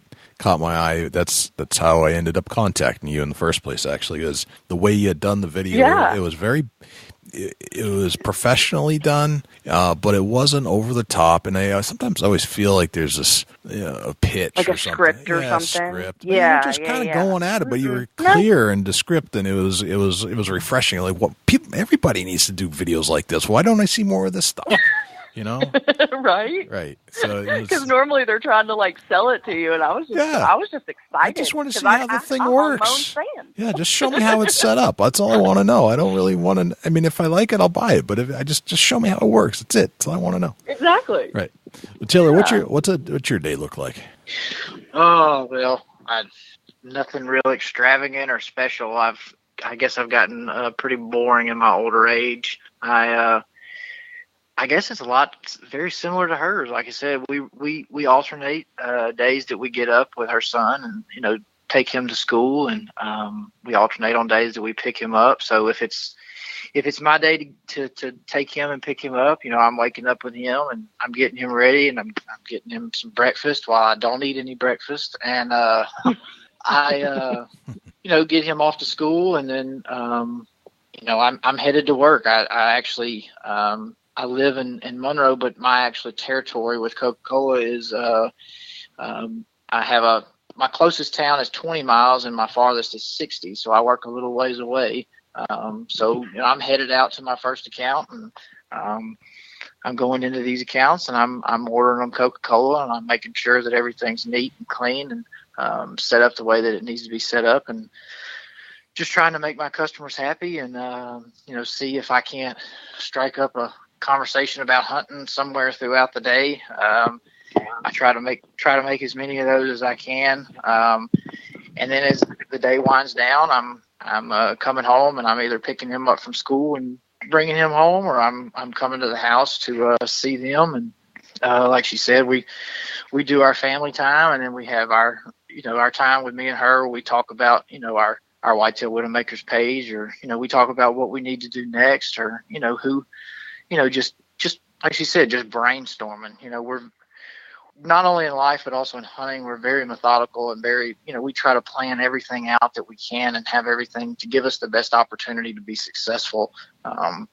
Just like she said, we sit down and we talk about things and figure out the best plan of action. And if it's a weekend day, you can almost guarantee if it's not raining or there's not something super pressing going on, I'm waking up and I'm in a tree stand that morning, and I'm in a tree stand that evening. Gotcha. We try to hunt every single possible day that we have the opportunity to. Okay. So. All right. And that leads me into the last question. It sounds like you alluded to it a little bit. What's a deer hunting day in the life look like? I'm sorry, Jay. A deer hunting day looks like this. We wake up, usually I'm on time, and I'm waiting on her to hurry up and get ready. We're getting out the door.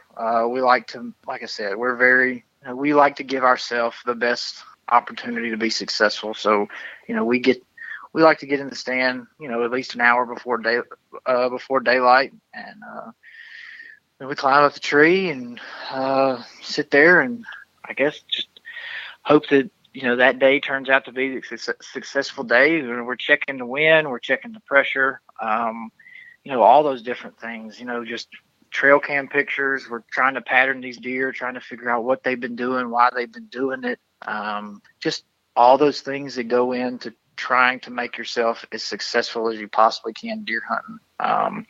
And then, if we are successful, we're taking it to our, taking it home and or taking it to the local processor, whichever one, and skinning it out and going from there. And it's crazy.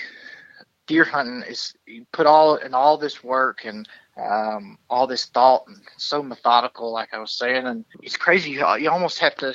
I played baseball as a kid, and you almost have to have that baseball mentality about this deal, because I put in all this preparation, all this work, and if I'm successful 3 out of 10 times, I'm going to the Hall of Fame. And but in the other 7 out of 10 times, I'm gonna be unsuccessful. And that's just kind of the way that deer hunting works. And you have to be mentally prepared for that, and you have to prepare yourself that you are going to be unsuccessful more than you are going to be successful. But you have to learn from those unsuccessful trips and make them better. So right, gotcha.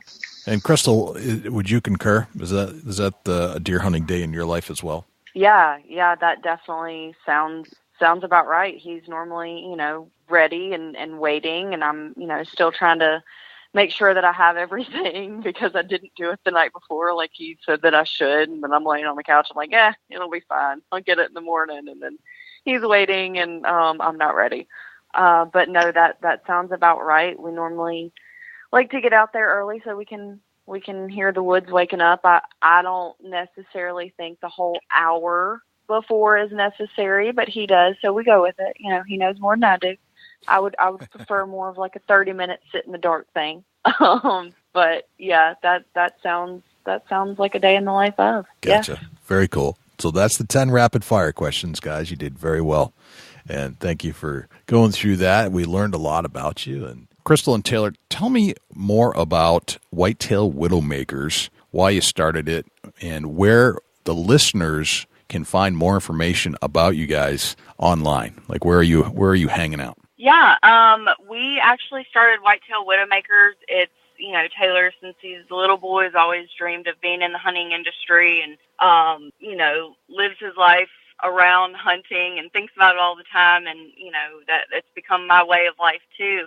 And we were sitting there one day and we were scrolling through Facebook, and we noticed that, a lot of people were kind of making excuses for their trophies, their deer, like, prefacing it with like, oh, I know he's not the biggest, or, this may not be the best buck ever, but, and we were just like, well, that's kind of ridiculous. Like, you shouldn't have to apologize for the hard work that you've put into your harvest, and or make excuses for your definition of a trophy. If you harvested that deer ethically and legally, be proud of it. Don't apologize for that. So we just started talking, and we were like, we need to have a place where like hunters can be proud of what they've done and put in their work, and have a place where you can talk about like what you're using in the field to make you successful. It's so funny, because when I first got into hunting, I would ask people like, oh, what do you using, or what do you do, or what do you shoot, and like, or what kind of deer are you seeing, or all these questions. And Taylor would like stop me sometimes. He's like, you don't ask that. Or, people don't talk about that. Like, as if it was like a hush-hush secret. Like, you didn't want another hunter to be as successful as you, or have as big of deer as you, or something like that. And I was like, well, that's crazy. And he was like, I think it's crazy too, but that's just what it is. And I was like, well, why don't we try to change that? Like, why can't there be a place that we can talk about, like, how we are getting bigger deer, or like what we're doing to improve our hunts, or what we're using that seem to make us more successful. So, based on all those thoughts and stuff, we started Whitetail Widowmakers, and it started off as, like just a Facebook thing, and we talk about the products that we use. Like I was talking about the tree stand, and how I absolutely love the advanced takedown tree stands, because me as a girl, I can use them. So on our Facebook site, we'll do like product reviews of it, and we'll talk about a product that we found and what we like about it, or what we don't, or anything like that. So and then we celebrate people's trophies, whatever that definition is on there, and we just kind of come together. As a hunting community and celebrate each other. We actually too just partnered up with Louisiana bow hunters. Those guys are great. We became contributors for their site, and they have the same ideals and the same beliefs that we do, which is unity, and we need to support each other in this bow hunting community. Like, we're all in this together. So that's kind of how we came up with the concept of Whitetail Widowmakers, and our hearts and our lives are dedicated to it.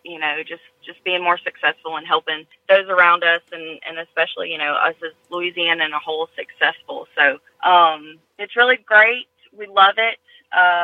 We spend every waking second that we're not at work, or hanging out with the kiddo, talking about it, or thinking about it, or coming up with ideas to do for it. But it's been a fun journey. Oh, and how you would get in touch with us. There's 3 different ways to contact us. Okay. You can check us out on Facebook. Mm-hmm. It's at Whitetail Widowmakers 3. Okay. So you can search us and find us there on Facebook. You can also, we have a Twitter account. You can find us on there. It's at WT_widow_makers. Okay. And then we also have an Instagram. You can check us out on there. It's Whitetail_widow_makers. Perfect. So those would be the best 3 ways to contact us. The three main social media platforms. Gotcha. Yep. Very cool. Very cool. Dusty, do you have any final questions for Taylor or Crystal? No, I don't, Jay. I think we pretty much covered everything. Yeah. Very nice. Taylor and Crystal, it's been a pleasure having you on the show. We've learned a lot about your life in Louisiana and how you met, and all the deer hunting strategies you go through, and what it's kind of like to hunt down there. And thank you for opening up and sharing your life with us. Thanks for having us. Yeah. Yeah, we listen to y'all show, quite regularly, and y'all have some pretty famous and big name people, and we just appreciate the opportunity to be on y'all show, because we created that page, and we're just everyday folks, man. We're just everyday people trying to, we work a 40-hour a week job, and we hunt every chance we get, and we're just everyday people, and we really appreciate the opportunity to come on your show as everyday folks and talk to y'all, and thank y'all for having us. I appreciate that. And, I think we're all everyday folk, and that's the way we like to keep it here on the Big Buck Registry. And that's the way we're always going to do it. Everybody deserves to be one of the crowd out here, just getting out there and getting it done in the deer woods. So.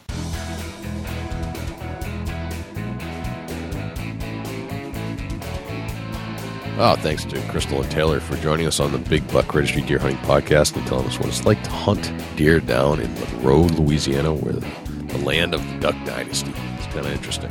Definitely a different style down there, Jay. That southern hunting, and I'm sure it's unique in its own way. We have some other friends down there, and it seems like we make friends all over the country every week in some way, shape, or form, and people who just never dreamed we'd know or hang out with. Here we are 4 years later, and I bet we could hunt with a friend all over the country at this point. Oh, absolutely.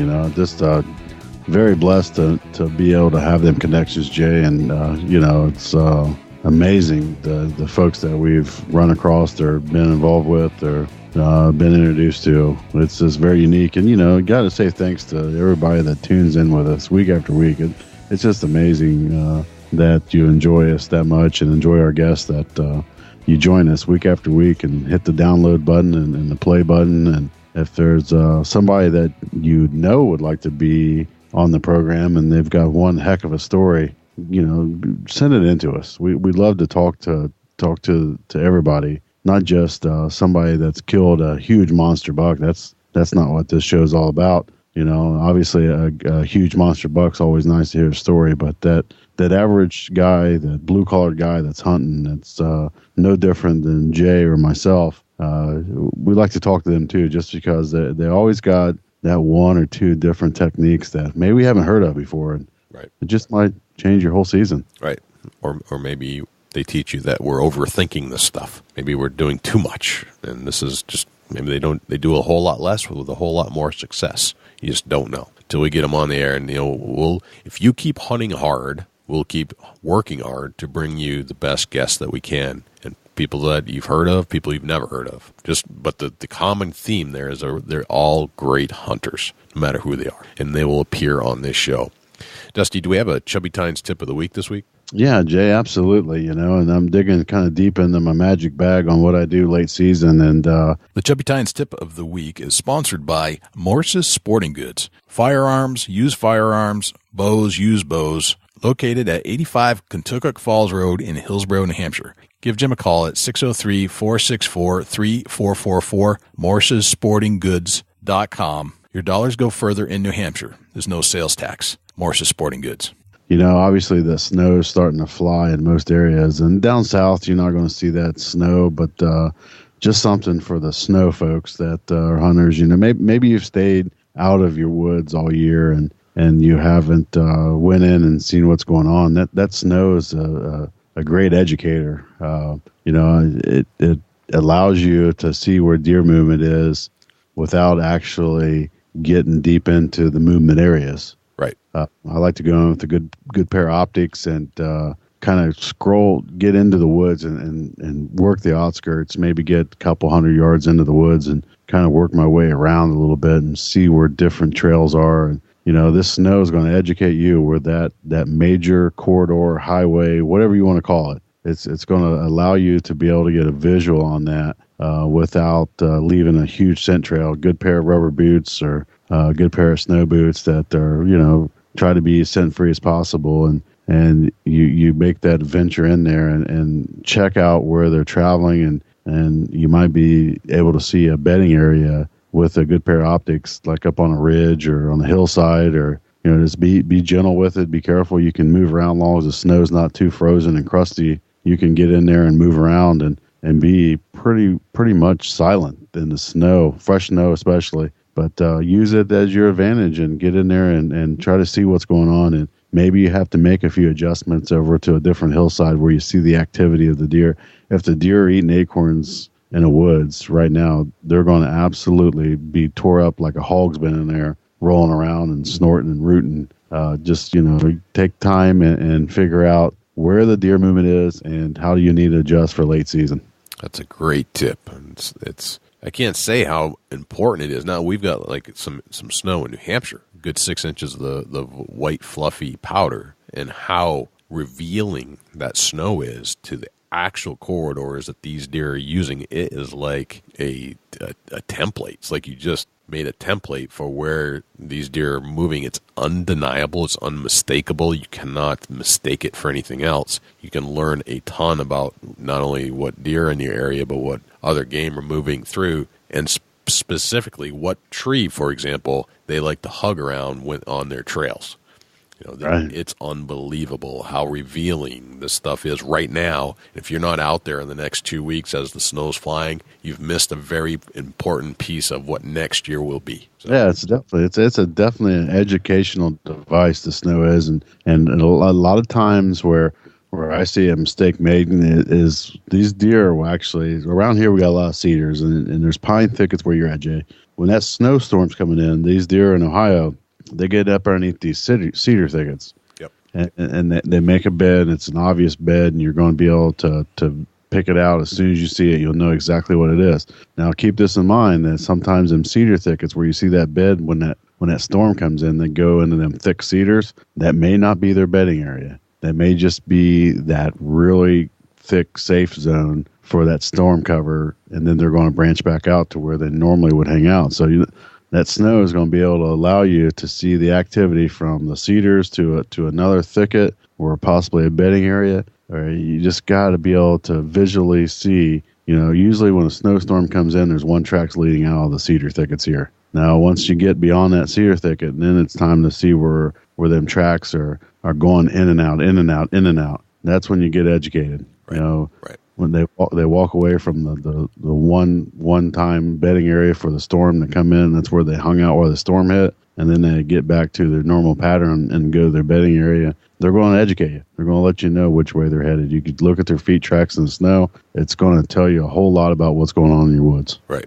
And you can do this in the woods. You can do this from out of the woods. You can do this in your car. Yep. You can learn a lot from a very short amount of time. I bet I found 12 new hunting spots that I never even never dawned on me that these would be good deer hunting spots just today, just driving around. It really is amazing that with the snow, there's a spot where I would have never dreamed that there was such a major road crossing for the whitetail here by the house. And man, once I figured that out, there's got to be 20, 30 deer crossing this thing, because it literally is 12 foot wide and burn up. I mean, it looks like you went through there, put salt down where these deer are crossing. I had no clue till 4 or 5 years ago. I was driving down the road. And I'm like, why is that all burn up for right there? And I seen it one day, and next day I slowed down. I said, oh my goodness, those are all deer tracks. Yep, it's crazy. crazy. Crossing back and forth. It's amazing what the snow will educate you with. It is some of the best education you'll get. And some of those spots that you find,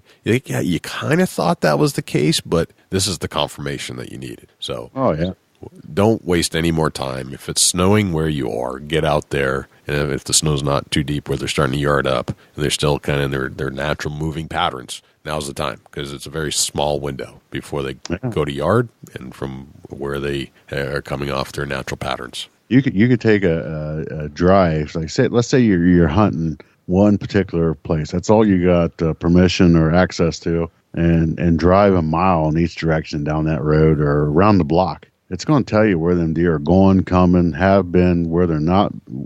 There's all kinds of places that you drive down the road and you say, man, I bet there's a lot of deer in there. Well, the snow will educate you if there are deer crossing the road or moving around, or you can look out in the field and see. Especially, I think open fields and deer. It's just amazing how you can get a good pair of binoculars out there and glass across that field, and you can see tracks everywhere. If there's a lot of deer there, they're going to tell you and visually show you that they're there. Yeah, you'll find them just with binoculars. It's that good. So, great tip, man. Love it. And thanks to Morse's Sporting Goods for sponsoring the Chubby Tines Tip of the Week. And I also want to say thank you, as always, to the ScentLock Enforcer and to the Euro Hanger for sponsoring the Big Buck Registry Deer Hunting Podcast. It's been absolutely mind-blowing experience once again. It's always a great pleasure to work with you, Dusty, and a great pleasure to work with Jim and work with our sponsors on this show. It is the holiday season. We will be back next week on the 24th of December, and we'll have another show for you. Even though it's the day before Christmas, we will have one out. No question about it. So, Dusty, where can we find you this time of year when you're not hanging out here in Big Buck Studios? You can sometimes you can find me in the Whitetail Woods of Ohio, Jay, but I ain't going to tell you where that's at. But look me up on Facebook, Dusty Phillips, or Chubby Tines Outdoors. You can shoot me an email, dusty@bigbuckregistry.com, or Instagram @ChasingAntler. Shoot me a follow, and I try to get everybody involved and touch bases with everybody that joins in on that. But it's a pretty unique experience on Instagram and being able to follow some of the listeners, and it's just a connection and making friends. Jay, where can people reach out to you when you're not on the mic? Best place is to shoot me an email, jay@bigbuckregistry.com. If you'd like to follow this show and listen to it on multiple different types of avenues, different channels, different ways, different devices, there are all kinds of ways to do it. If you're on an iPhone, for example, you just go to the podcast app. We're in there. Big Buck Registry. Just type that in. You'll find us. Stitcher, iHeartRadio, Blubrry. We're on YouTube. Just type in Big Buck Registry. In fact, if you go to Google, just type in Big Buck Registry, you'll find us. We'll be on the first, 10 pages at least of Google, because we're pretty much everywhere podcasts are, and we're on every social media platform you can imagine. Facebook, Twitter, Instagram. It's always bigbuckregistry.com/whatever the social media is. So bigbuckregistry.com/Facebook or facebook.com/bigbuckregistry. Twitter, same theme. Instagram, same thing. YouTube. We are now producing our show as a video on YouTube each and every week, no matter how long or short the show is. A lot of people do use YouTube as just a general search engine, a place to listen to music, for example. They're showing music videos on YouTube. But people will go there just to listen to the music. Well, kind of the same thing. We have our video of our audio on YouTube, and people can go there to listen to our show. So that's kind of a unique feature. But I think that's pretty much everywhere we're at. Again, if you'd like to help our cause to the Safety Harness Project, just shoot us an email, Jay or Jim or Dusty at bigbuckregistry.com. If you'd like to become a patron of the show, go to bigbuckregistry.com/donate, and all the information will be right there for you about how to donate to this cause and help us make this show better and reach more people. I think that's about it, Dusty. It's a whole lot of big buck, Jay. It certainly is. Well, we'll be back next week. Can't wait. But right now, we've got to go. I'm Jay Scott. And I'm Dusty Phillips. This is the Big Buck Registry Deer Hunting Podcast. See you next week. Can't wait.